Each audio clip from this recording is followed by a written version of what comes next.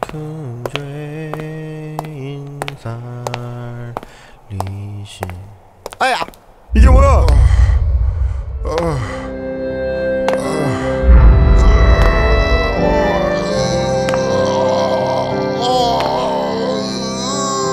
좁은 문으로 들어왔습니까? 좁은 문으로 들어온 사람은 좁은 길 걸어가야 합니다. 그러나 들어와 놓고는 겁이 나서 걸어가기를 싫어해요. 그리고는 넓은 길을 기웃기웃거리면서 그저 적당히 교회만 드나드는 분들이 계세요.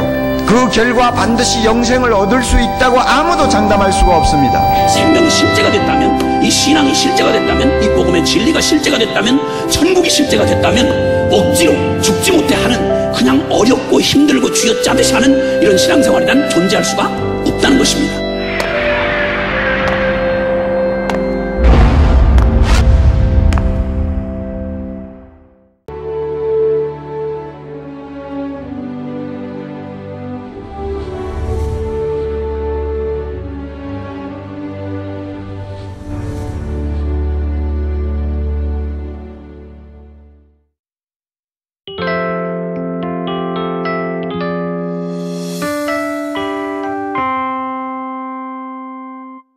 이사야 53장은 이사야에 나오는 특별한 하나님의 뜻을 이룰 하나님의 종에 대한 예언입니다.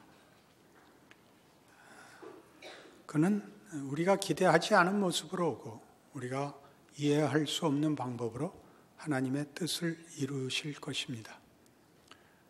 당시에는 이 예언들이 그래서 이해되지 않았습니다.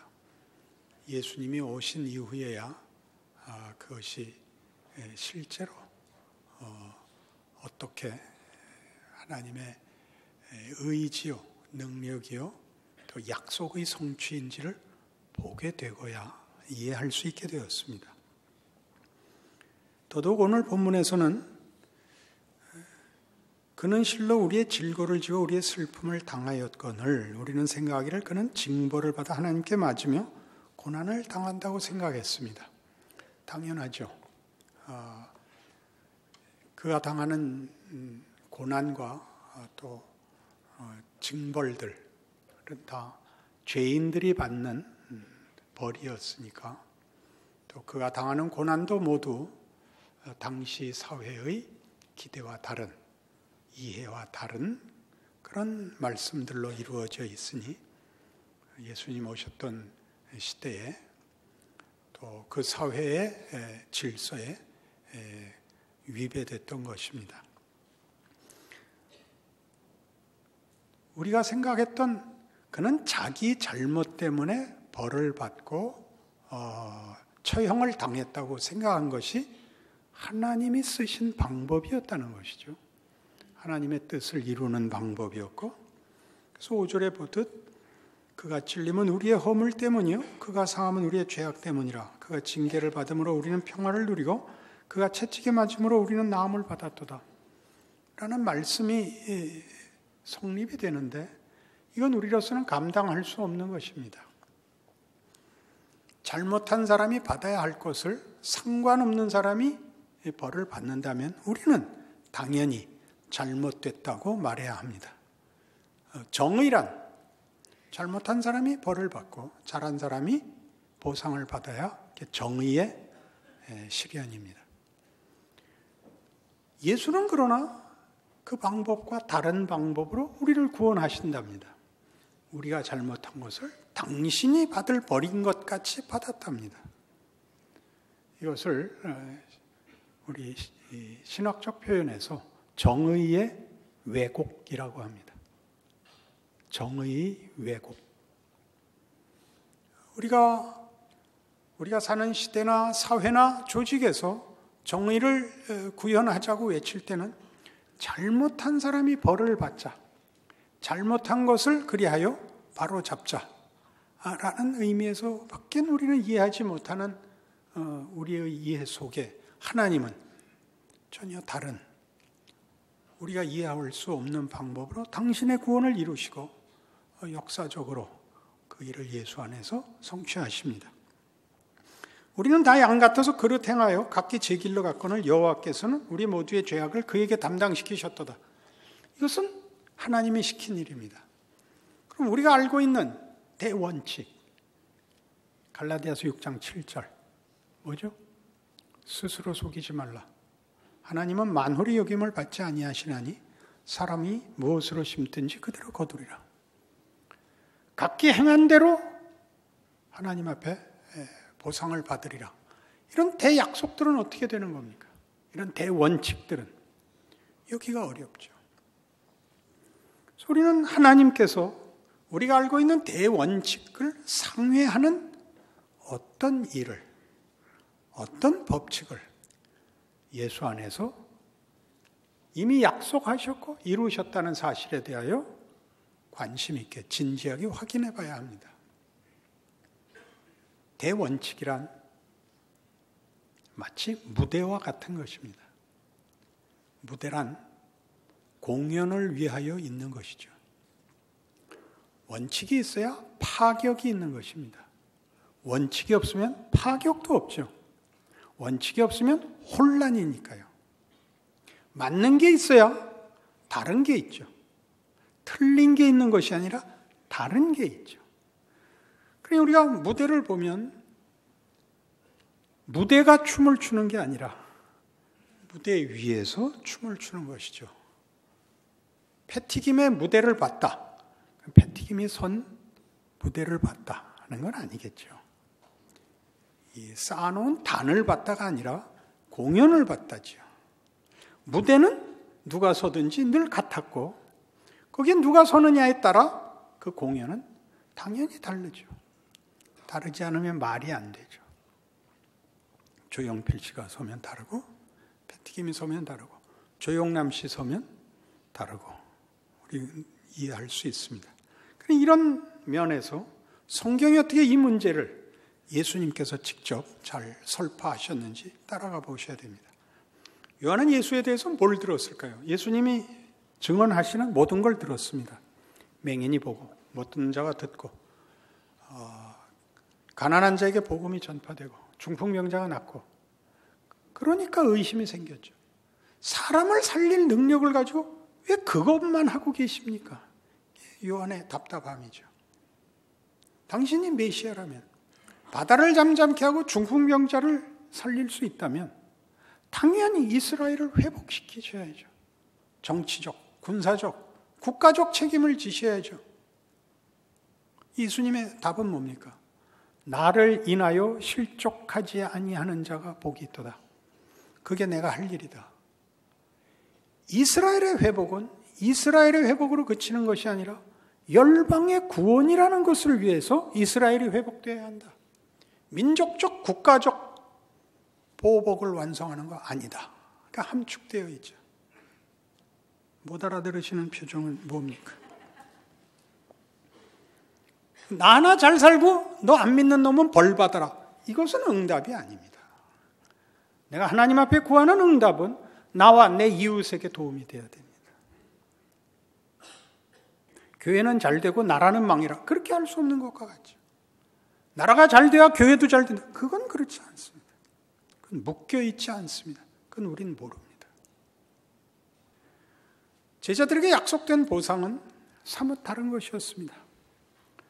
너희는 나의 모든 시험에 동참한 자들인즉 내 시험을 안고 살아야 하느니라 라는 말로 요약할 수 있죠.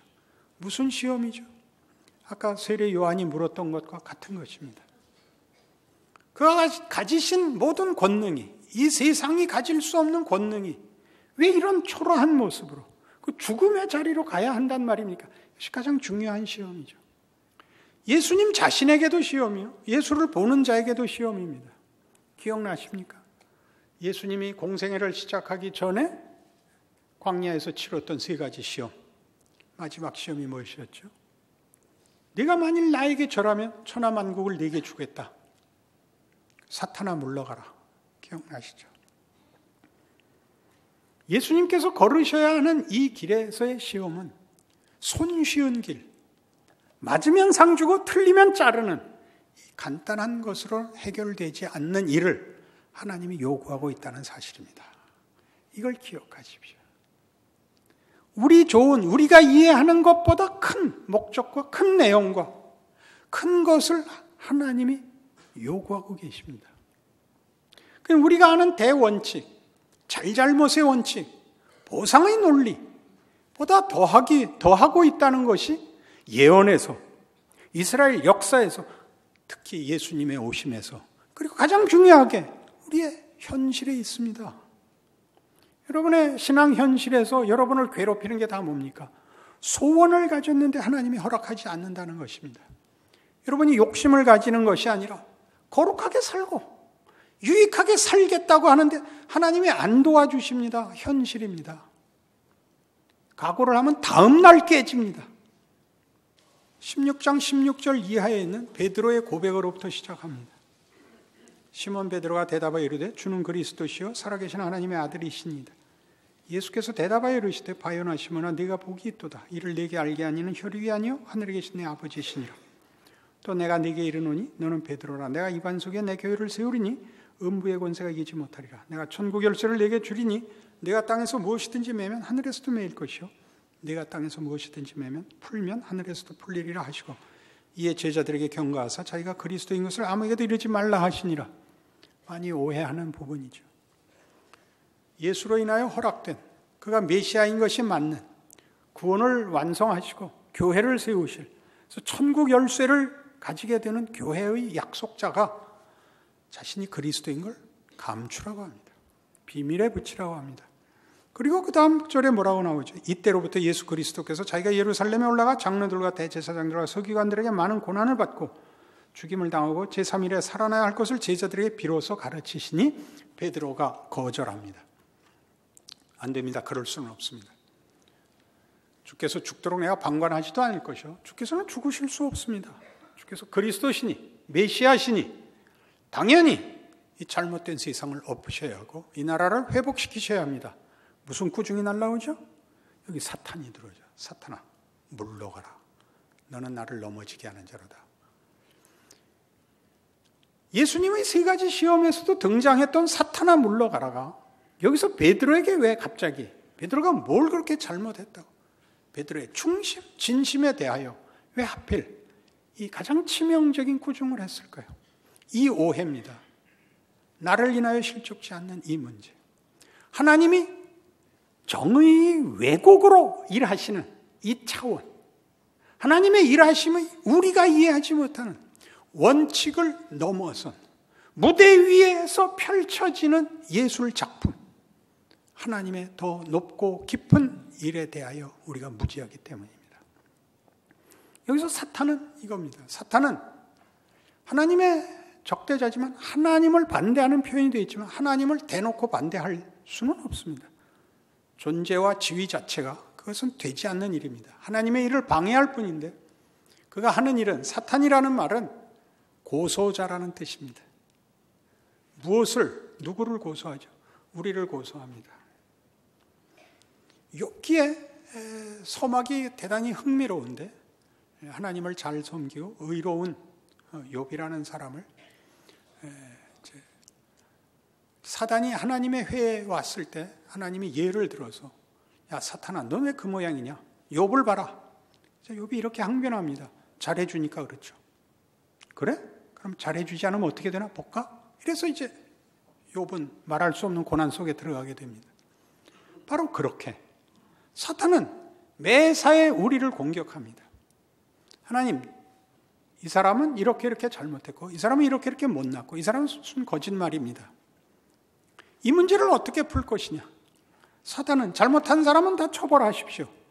그게 여기 사탄합니다. 내가 하려는 일은 그 방법보다 더 깊고 더 크다. 더 놀랍다. 이게 십자가입니다. 그러니 이 일은 우리가 아는 대로 잘잘못의 문제나 소원의 문제나 유용성의 문제나 어떤 도덕성의 문제를 상회하는 하나님이 일하시는 방법입니다. 이 방법이 왜 필요하냐면 우리가 이 문제를 모르면 우리의 현실을 이해할 수 없기 때문입니다.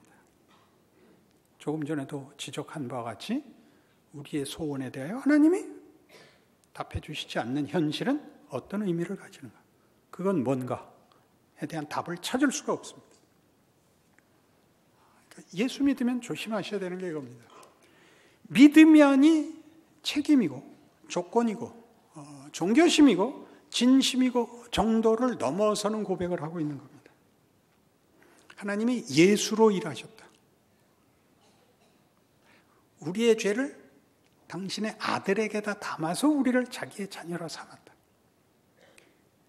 우리가 아는 대원칙 위에 뭐가 있는가를 예수로 말미암아 깨닫지 않으면 우리는 우리 자신을 이해할 수가 없습니다. 고린도 교회에서 사도 바울이 걱정해야 되는 많은 일이 일어났는데 그 많은 일들은 대부분 다 인간적인 이해를 바탕으로 한 시비였습니다. 하나님이 예수 안에서 이루신 일을 바탕으로 한다면 우리는 많은 부분을 참아야 합니다. 많은 부분을 기다려야 합니다. 그렇게 참고 기다린다는 것은 아무래도 좋다고 가는 것이 아니라 더 열심히 진지하게 은혜와 하나님의 개입을 요구하는 자세로 가야 합니다. 그런 일이 안 일어났습니다. 그러니까 바울이 증언을 하죠. 내가 너희에게 갈 때 아무것도 알지 않고 뭐만 알기로 했다. 그리스도와 십자가만 알기로 했다. 너에게 무슨 가능성이 있지 않았다. 나도 몰랐고 너희도 몰랐다. 하나님이 어디서나 일할 수 있다는 걸 예수 안에서 내가 확인했기 때문에 내가 담대히 갔다. 이 말을 사도 바울의 위대성이라고 얘기하지 마시고 여러분 신앙생활의 현실성을 증언하고 있다고 이해하셔야 됩니다. 여러분 이해할 수 없는 모든 것이 하나님이 일하시는 현실적 방법입니다. 대원칙이 무너지는 것 같은 거. 아니, 원칙이 무너진 것이 아니라 그 무대 위에 선 어떤 배역이 무너지고 있죠. 울고 있고 쓰러지고 있죠. 무대가 무너진 것이 아니라 그가 쓰러짐으로, 그가 눈물을 흘림으로 뭔가를 담고 있죠. 언제나 주인공은 한 번 울고 한 번 죽고 그래야 대단원의 막으로 나갈 수 있는 것 아닙니까? 예수 그리스도로 말미암아 주어진 하나님의 일하심, 하나님의 영광, 하나님의 창조와 구원의 궁극적인 목적이 모든 우리가 아는 이해와 방법을 상회하는 하나님의 지혜와 능력 속에 있다라고 선언하는 것. 이사야의 40장 이후의 예언들은 다 포로기에 관한 것입니다. 역사적 비극의 현장 속에서 터져나오는 하나님의 구원입니다. 이거 손해보는 거 아니다. 이게 절망일 수 없고 끝일 수 없다. 이 증언이 싫은 사람은 지금 잘난 사람입니다. 법대로 합시다. 법대로 합시다. 여러분은 더 담아야 된다는 걸 모릅니다. 무대를 깨끗이 청소해 놨으면 다가 아닙니다. 공연이 멋있지 않으면 꽝입니다. 하나님은 창조의 하나님입니다. 창조 세계가 가지는 질서 위에 하나님이 또 다른, 더 높은, 더 깊은, 더한 것을 얼마든지 만드실 수 있습니다. 여러분 아이스크림 사 먹으면 그 째째한 가게는 한 스쿠프 떠가지고 이렇게 동그라미, 반 동그라미 하나 얹어주고 하는데 그거 치사한 겁니다. 그죠? 은혜가 넘치는 아이스크림 집은 그 위에 계속 혹을 붙여주죠. 그래서 손잡이보다 위가 또 커야지. 그게 은혜가 아닙니까? 아멘입니다. 여러분 인생에 대해서 도대체 무엇을 겁을 내는 겁니까? 예수를 믿는다는 말을 왜 여러분 스스로 좁혀서 스스로를 비난하고 자책하는 것 외에는 자기의 신앙을 확인할 방법도, 하나님의 일하심을 확인할 방법도 없는 자리에서 왜 이렇게 안 나오십니까? 슬플 때 위대한 표정을 지어야 위대한 겁니다. 울어버리는 것은 간단하죠. 후쿠시마 원전 사태 났을 때 우리가 기절한 게 뭐죠? 일본 사람들에 대해서 기절했습니다. 생필품이 부족해서 마트에 줄을 섰는데 물이 모자라는데 애를 데리고 있는 엄마가 줄 서서 기다리고 물 못 구했는데 마이크 갖다 대니까 편한 대답을 합니다. 어떡하겠습니까? 다 같이 줄을 서서 기다려야죠. 무섭죠? 일본 사람들의 무서움입니다. 속도 그럴까 한번 까보고 싶은. 우린 다 하는 민족입니다. 우리 속에 있는 게 다 나와서 없지요, 속이. 우리 속은 다 남에게 줘버려서 없지요. 뭐가 잘하는 건지 모르겠습니다. 그 모든 방법에 하나님이 뭘 담습니다. 여러분이 그 무대 위에서 하는 공연에서 여러분이 고려시대 복장을 하고 나오면 할 말 못할 것 없고, 현대인의 복장을 하고 나오면 할 말 없지 않습니다. 어느 시대냐, 어느 역사적 정황 속에 있느냐가 여러분을 제한하지 않습니다. 거기에 담을 수 있는 내용은 어디서나 나오죠. 인생이 뭐냐, 가치가 뭐냐, 뭐가 명예냐, 고민이 뭐냐, 현실이 뭐냐, 이런 것들이 문학입니다. 문학에서도 이런 가장 기본적인 질문이 나오지 않는 것은 문학이라 그러지 않습니다. 쓰레기라고 합니다. 동일하죠. 기독교 신자가 예수를 믿는다는 이름으로 자기에게 일어나는 모든 현실, 자기가 속한 모든 시대를 하나님의 일하심으로 담아낼 수 없다면 다 이해하라는 말이 아닙니다. 거기에 믿음이 동원되어야죠. 하나님이 일하신다 라는 것으로 모든 것을 감싸 안고 위대한 발걸음을 내놓는 것을 거부하면 예수를 믿는다는 말을 오해한 것입니다. 빌립이 뭘 물었다고요? 예수가 메시아인 건 믿었지만 그 마땅히 드러나야 할 권력을 행사하시지 않으므로 아버지를 보여주옵소서라고 질문하게 되는 겁니다. 하나님의 권력을 보여주옵소서. 예수님 하나님의 종으로 메시아로 오셨는데 그 가장 필요한 권능은 왜 행치 않으십니까? 이렇게 말한 것이기도 합니다. 예수님의 답이 놀랍죠. 나를 본 자는 아버지를 보았느니라. 이게 권능이니라. 이게 기적이니라. 이게 지혜니라. 이게 구원이니라. 여기 다 담겨 있느니라. 나를 봐라. 나는 아버지 안에 있고 아버지는 내 안에 있다. 내가 들어왔다. 아버지께서 아들로 영광을 받으시는, 이 방법을 영광으로 쓰시는, 최고로 쓰시는 하나님의 증인으로, 하나님의 의지로, 실체로 서 있습니다. 기독교인의 모든 생애가 그렇습니다. 여러분이 받는 어떤 수모, 하나님 있으면 보여봐. 똑같은 질문 아닌가요? 아버지를 보여주옵소서. 그 속에서 쩔쩔매지 마시고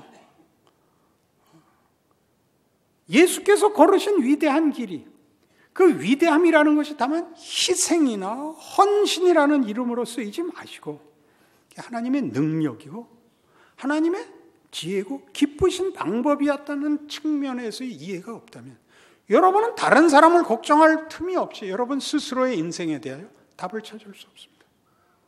그 답을 찾는 소극적인 방법을 지나서, 그런 해답을 지나서 위대한 것을 놓치게 되죠. 내가 서 있는 곳이 십자가, 예수, 창조주 하나님의 그 일하심의 결과이고, 일하시는 손길이고, 일하시는 경우 현장이 됩니다. 여러분이 아무 때나 이길 수 없습니다. 예수님도 다 지셨습니다. 잡혀가시고 고난당하시고 죽습니다. 그게 뭐냐? 우리도 다 그렇죠. 성공하면 교회 안 옵니다. 여러분 스스로도 잘 아시는 거 아니에요? 여러분 주변에 잘 되고 교회에 오는 사람이 어디 있습니까? 다 안 돼서 왔죠. 그럼 믿었는데도 해결을 안 해주죠. 그러니까 옛날엔 세상이 원망스러웠는데 지금은 예수가 원망스럽죠. 이럴 줄 알았으면 뒀다 믿을 걸. 안 믿을 수는 없고, 거기에 대한 대답입니다. 그니 하나님이 이 방법으로 영광을 얻으시는, 이것을 명예로 하시는 분이라는 걸 알지 못하면 이게 뭔지 모르죠. 이게 뭔지 모른다고요. 하나님이 어떤 분인지를 힘으로, 사실로